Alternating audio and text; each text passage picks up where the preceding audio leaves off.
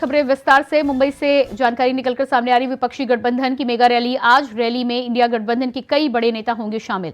अगस्त क्रांति मैदान में राहुल गांधी की नया यात्रा का होगा समापन। इंडिया ब्लॉक की कई पार्टियां करेंगी शिरकत। तो इंडिया ब्लॉक की कई पार्टियां करेंगी शिरकत। तमिलनाडु के मुख्यमंत्री एमके स्टालिन पहुंचे मुंबई।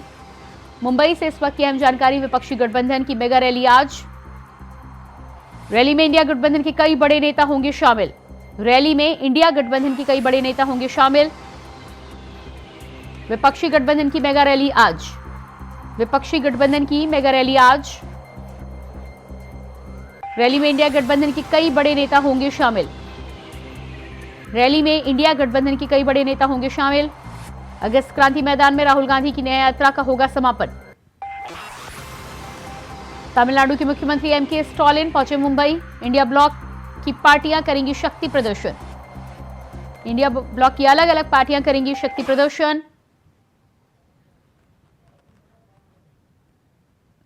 तो आज होगा भारत में राहुल गांधी की न्याय यात्रा का समापन। मुंबई के अगस्त क्रांति मैदान में होगा समापन। तमिलनाडु के मुख्यमंत्री एमके स्टालिन पहुंचे मुंबई। रैली में इंडिया गठबंधन के कई बड़े नेता होंगे शामिल।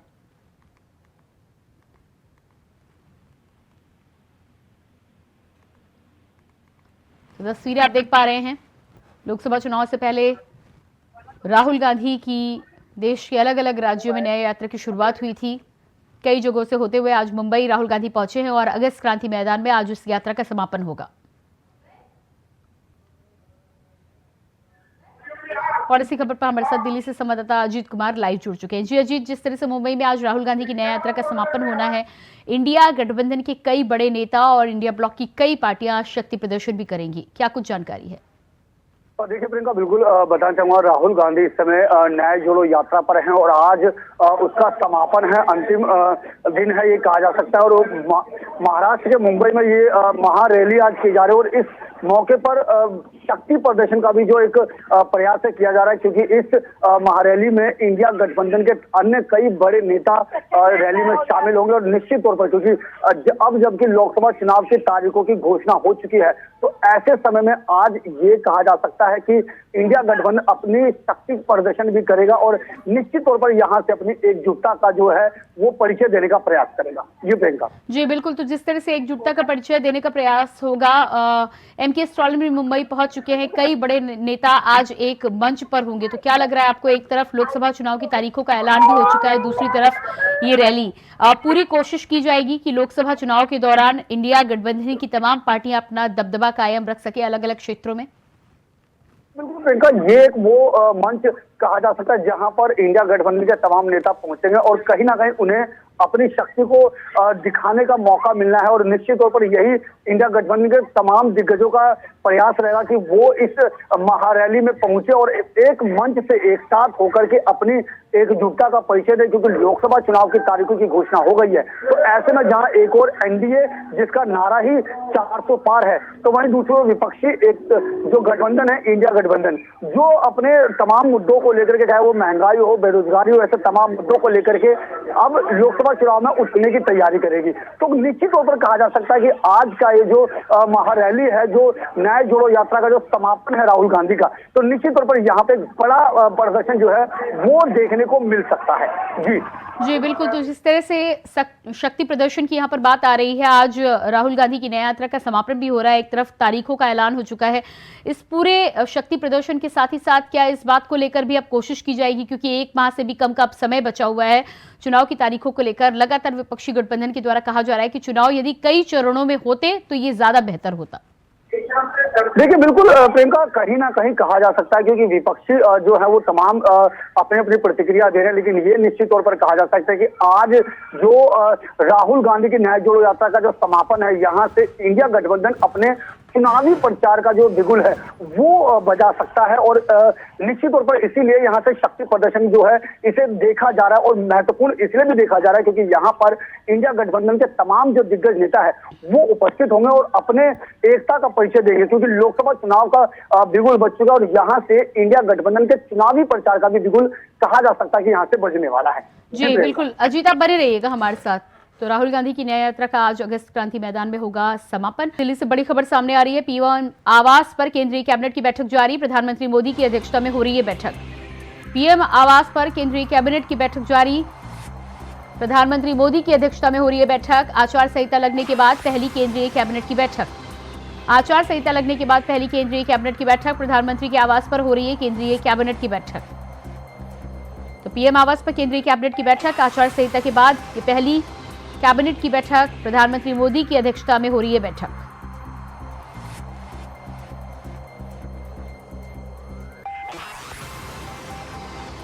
आचार संहिता लगने के बाद केंद्रीय कैबिनेट की पहली बैठक। प्रधानमंत्री मोदी की अध्यक्षता में हो रही है बैठक। लोकसभा चुनाव की तारीखों के ऐलान के बाद चुनाव को लेकर अहम मुद्दों पर की जाएगी चर्चा।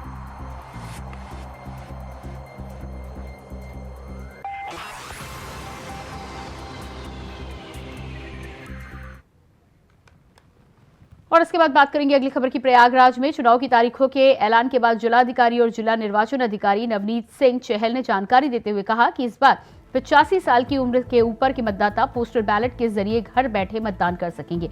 इसके लिए निर्धारित फॉर्म 12D में आवेदन कर अपने निवास स्थान पर मताधिकार का उपयोग किया जा सकता है।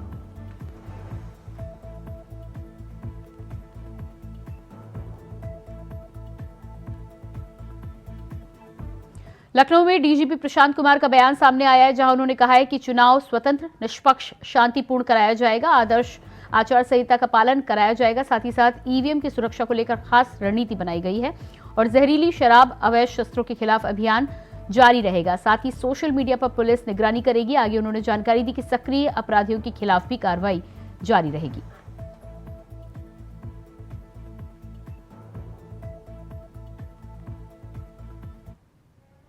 मिर्जापुर में 16 मार्च को लोकसभा के चुनाव की तारीखों का ऐलान होते ही आचार संहिता लागू हो गई, जिसके चलते शासन प्रशासन एक्शन मोड में आ गया है। आपको बता दें कि पहले ही दिन से एसपी और पैरामिलिट्री फोर्स की जगह जगह पर जाकर फ्लैग मार्च कर लोगों को चुनाव संबंधी जानकारी देते हुए नजर आए। साथ ही साथ एसपी अभिनंदन, डीएम प्रियंका निरंजन ने प्रेस कॉन्फ्रेंस कर चुनाव संबंधी पूरी जानकारी दी। शहर के अंदर लगे होर्डिंग, पोस्टर, बैनर और दीवारों पर बने पोस्टर को हटाया गया।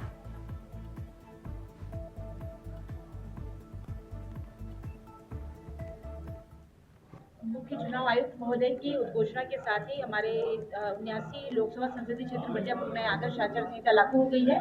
यहाँ 1352 मतदान स्थलों और 2143 मतदान केंद्रों पर निर्वाचन की प्रक्रिया संपन्न होगी, जिसमें लगभग 18 लाख से अधिक मतदाता हमारे भाग लेंगे। और हमारे जनपद में विभिन्न बिंदुओं पर हमने पर्याप्त काम किया है, चाहे वह लिंगानुपात हो, चाहे हमारा ईपी रेशियो हो, या हमारे इलेक्टोरल रोल की सुचिता का प्रश्न।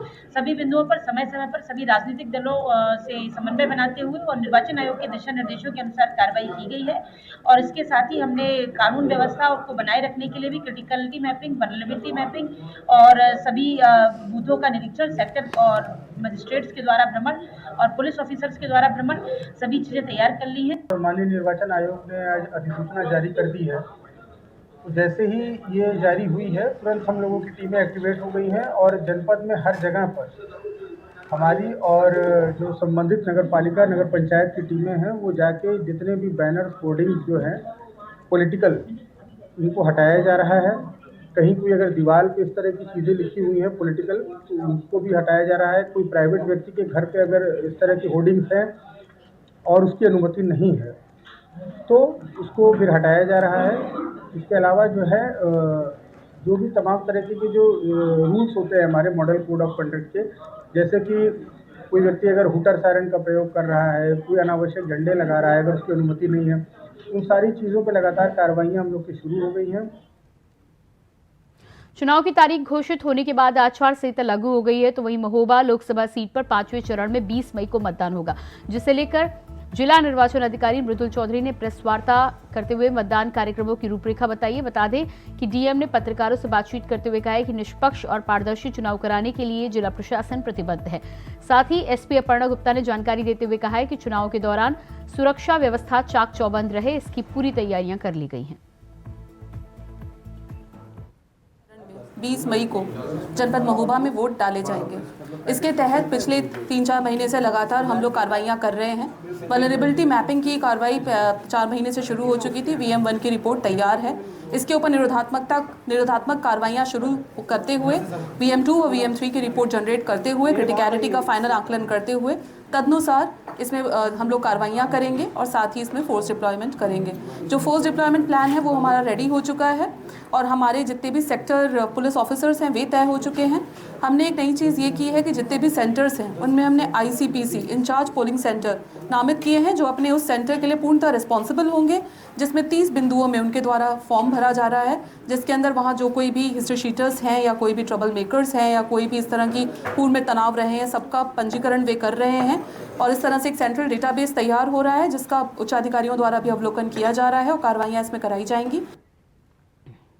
रायबरेली में लोकसभा चुनाव 2024 की अधिसूचना जारी होते ही जिला प्रशासन एक्टिव मोड में आ गया है। बता दें कि कोड ऑफ कंडक्ट लगते ही सबसे पहले जिले भर में राजनीतिक दलों की होर्डिंग उतारे गए हैं और बाद में जिला निर्वाचन अधिकारी हर्षिता माथुर और SP अभिषेक अग्रवाल ने भारी पुलिस बल के साथ पैदल मार्च किया। आपको बता दें कि रायबरेली लोकसभा का चुनाव 20 मई को आयोजित होगा, जिसे लेकर जिले भर में उड़न दस्तों के साथ ही साथ सोशल मीडिया सेल को प्रभावी कर दिया गया है।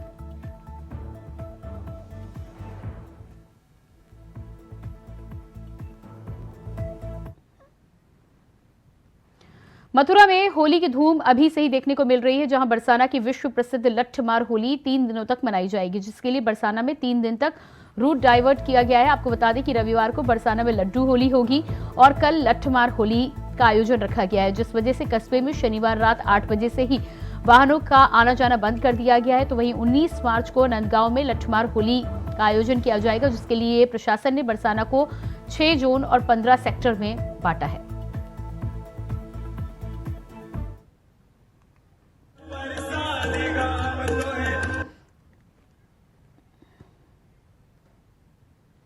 गाजियाबाद से एक दिल दहला देने वाली खबर सामने आई है, जहां बाइक सवार 2 हमलावरों ने महिला पर तेजाब फेंक दिया, जिससे महिला बुरी तरह से झुलस गई है। तो वहीं पुलिस से मिली जानकारी के मुताबिक महिला का कहना है कि उसके पति की कुछ समय पहले हत्या कर दी गई थी, जिसका केस चल रहा है। साथ ही महिला का आरोप है कि इस केस से जुड़े अपराधियों ने इस वारदात को अंजाम दिया है। हालांकि महिला को अस्पताल में एडमिट कराया गया है, जहां उसे प्राथमिक इलाज दिया जा रहा है।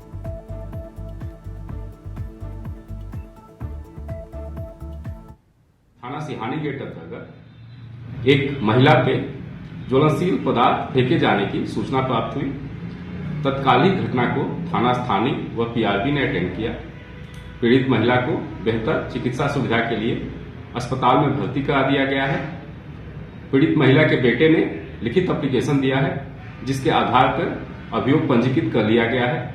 वह सर्वाधिक संदिग्ध नामजद व्यक्ति विजय को हिरासत में लेकर पूछताछ की जा रही है। शीघ्र ही तथ्यों व साक्ष्यों के आधार पर घटना का अनावरण कर लिया जाएगा। आवश्यक कार्रवाई की जा रही है। जौनपुर में गौ तस्कर पर पुलिस प्रशासन ने बड़ी कार्रवाई की है। बता दें कि कार्रवाई करते हुए पुलिस ने गौ तस्कर के घर पर बुलडोजर की कार्रवाई करते हुए घर को ध्वस्त कर दिया है। बताया जा रहा है कि अतिक्रमण कर अवैध निर्माण कराया जा रहा था, जिसको पुलिस और राजस्व की संयुक्त टीम ने ध्वस्त कराया है। साथ ही अभियोग पंजीकृत कर विधिक कार्रवाई की जा रही है।